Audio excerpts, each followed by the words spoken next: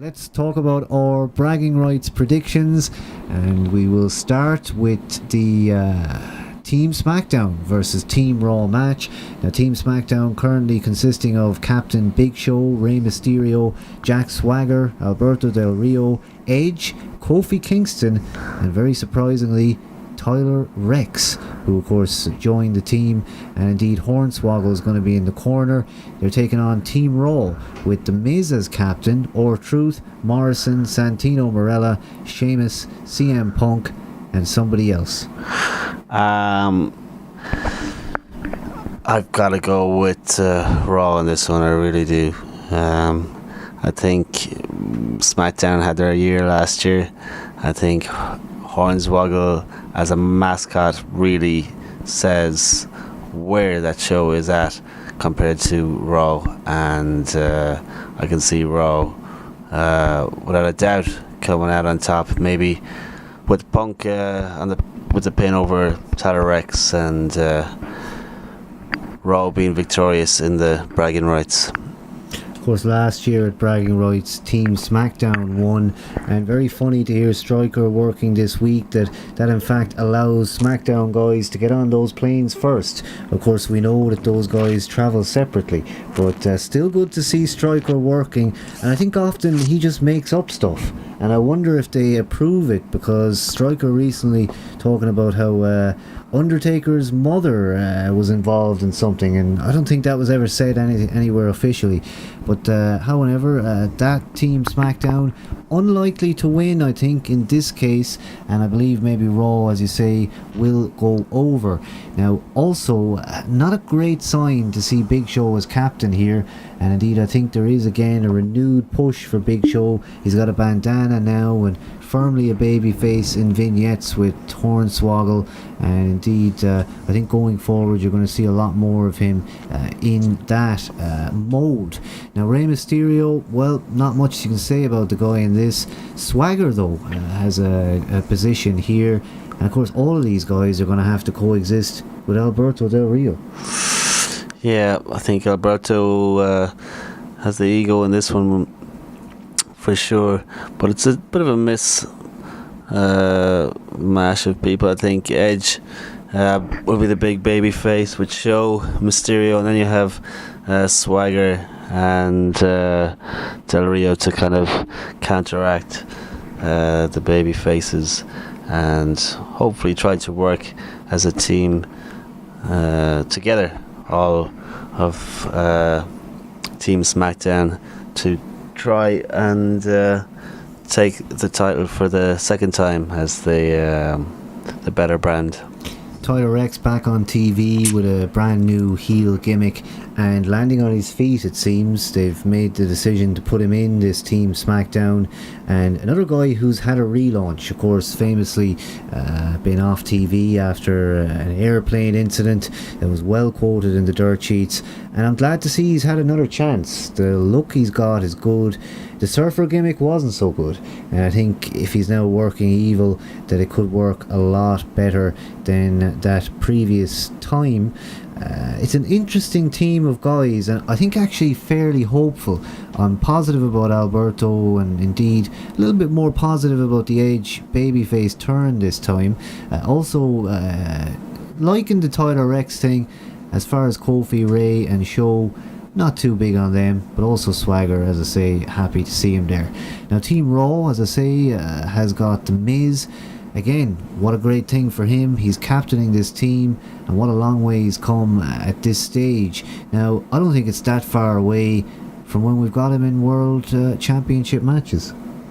Yeah, I think once they get this bragging rights out of the way, Miz will be back in his spot and chasing that title with the Money in the Bank briefcase. Now, I think Raw will definitely have somebody to kind of counteract your Tyler Rex. They need someone who's pretty green, pretty fresh faced, and who can impress, I think. And I think that's why Tyler Rex was given his opportunity, and a good opportunity, to jump right up into a kind of big main event match on the team that is bragging rights, basically SmackDown versus Raw. So good opportunity for Tyler Rex, and it'll be interesting, I think, to see who takes the Raw position Yeah, and also an interesting choice in Santino Marella, how they threw him out there and he got such a huge pop. Now, they obviously decided to, capitalise on that, because he's always had pops and cheers, and indeed the t-shirts on Smart Marks have never gone away. I think the Marks love him, and indeed I felt like he had so much more momentum maybe a year or two ago, and they just turned him into a comedian babyface. Now, I think at this point I'm used to that, and I think it works well for him, but I would like to see him sort of do stuff, because I mean Eugene did win matches from time to time, I'm sure, so if he's going to be somewhat in that vein, then I think it would be good for him to do that. But again, I think it's excellent that he's getting a pay-per-view appearance here, and I think it's been quite a while since he's had the last one.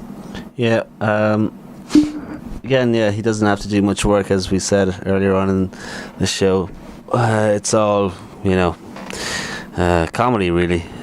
He's not taking many hard bumps, and he's not really doing a whole lot bar making people laugh, and bringing this into this kind of a main event-ish match might make it some bit funny and entertaining in parts, but again, we don't want a stand-up routine for a main event like this. Michelle McCool or Layla will take on Natalia for that Unified Divas Championship, and Natalia back on the pay-per-view after an impressive showing at Hell in a Cell, where of course she didn't come out of it with the belt, but they built it and they kept it on TV, and now once again coming up in a few days' time, she's going to get another shot at that title. I'm personally very happy to see Natalia in there. I think she needs to be on her own and away from the Hart Dynasty if she's ever going to have any success, and indeed to get those promo skills and that experience on the mic, you really need to be a solo competitor. You really do, and I think it's time for Natalia to shine. She's been impressive of late, and with the Hart Dynasty in the state that they're in, maybe it is time for Natalia to branch out and fly solo and fly the flag for the Canadians.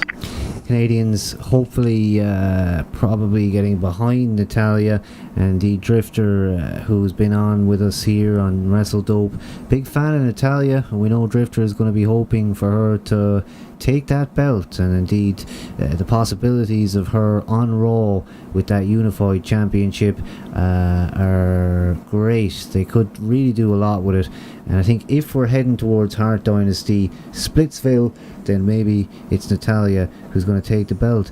But personally, I don't think it's going to be this time. Maybe one more effort is going to be needed. Then again, Survivor Series often Survivor Series elimination matches for divas, and maybe we're not going to see the belt contested at that next pay-per-view. Also, we have Kane with Paul Bearer. Kane, the reigning World Heavyweight Champion, taking on The Undertaker. Yet again, it's a Buried Alive match for the World Heavyweight Championship. Now, this Buried Alive thing, how do they do this? Is it a casket and earth? Is it in the arena? Is it outside? I can't remember. I don't recall seeing this stipulation before. I'm pretty sure it's happened, but I really don't know what they're going to do. But Kane now has Paul Bearer, and I just can't see Undertaker taking it quite yet. I really think it's Survivor Series, and we're going to see something happen there. It is quite funny that you mentioned the Braid Alive match. Where do they get Braid? I mean, never really thought about it. I mean, for us and I suppose the kids, I mean, really the kids are seeing whoever get buried in a sports arena, where they're probably going to go and see Hannah Montana the next week, and knowing that maybe Kane might be 6 foot under the front of the stage and whatnot. But never thought about that side of it. But what happened to Paul Bearer's OTT voice that he used to have? He's kind of toned it down a little bit, hasn't he? He has, certainly. You don't have that nervous energy in there anymore. He's really grounded and sort of speaks directly to camera with quite a normal voice, that's true. And of course the promo on SmackDown with the vignettes and very old style, reminded me of classic Undertaker angles. And I'm sure Percy Pringle happy to be there, and of course with guys like Tony Atlas getting shots over the years, he's like the current Virgil, if you like, the guy who's getting that little payday. And I think if anybody deserves to be there, it certainly is Paul Bearer, who I think has been quite a while off TV. Who knows when it was when he was last with the company. I certainly can't recall when that was. I feel like I've said it all about Kane and Undertaker, and I think a lot of fans in the same position. It's one to wait for and to see how they carry out this buried alive stipulation, but I'm going to go with Kane again on this. I think Kane is going to retain, and Paul Bearer is probably going to be involved somehow in helping him. Yeah, I think so too. I did like the Undertaker standing on the front of the building, whatever that arena was on SmackDown. I thought that was kind of funny. But yeah, I think Kane will retain, and I think it's got a bit more juice in it, and at least in a way for us, I suppose more so.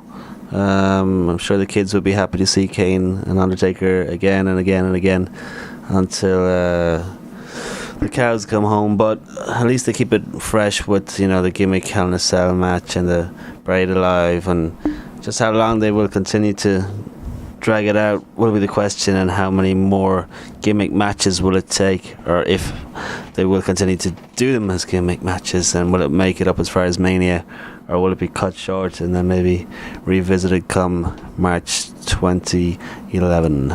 Live in the chat room here on Justin, Captain Charisma, one of our moderators, tells us that Bearer was there in 2005. Yeah, so that's when he was last around. And indeed, this bragging rights match, probably not the end of the story of this feud quite yet. There is a singles match as well for the WWE Championship. Randy Orton, current champion, taking on Wade Barrett, with John Cena in his corner. Now, Barrett, he's come a long way quickly. Quicker maybe than Sheamus even, which was the quickest rise to power ever. Orton versus Barrett. I'm very happy for Barrett to have him there in the top of the card, and to have Cena alongside him certainly is going to produce a lot of pops when he comes out, even though he is heel. Now, as to whether Nexus are going to be involved in this, maybe not the original guys, but I can see Husky and Michael McGillicuddy again being involved. Now, quite often, like with the Edgeheads back in the day, if they're on one pay-per-view, they're on them all, and they end up being the finish for quite a lot of them. So I can see them being somewhere in there, maybe not attacking Cena this time. Perhaps they'll just come down the ramp and distract him, and maybe that will allow Barrett to do something to Orton. Yeah, it's a very tough one to call, I think, the outcome of it. But I think it's a little early for Orton to drop it after just taking it back. And he does seem to be, again, the Viper, but maybe a nicer Viper than the original Viper. In saying that, I think it will be Nexus that will probably cost Barrett the match, with some involvement from Cena somewhere, and which will probably just really hit home Barrett and his power over Cena going forward, and for some more. Was it good? Was it fun? He's still got the never give up shirt on, so until that gets thrown in the bin and the big yellow end comes out, we're in trouble. A little bit more friendly is Orton these days, as you say, smiling, and the smile just never seems in place to me. It just seems wrong, and I was initially favourable to the babyface turn, but I'm starting now to want him to go back to the classic Viper. And you know, why get rid of such a solid heel? And I think even I'm starting to see that now, that it's just not something you want to do. It's like the Edge to babyface scenario. I just am not so much a fan of Edge that I haven't been kind of worked into liking it.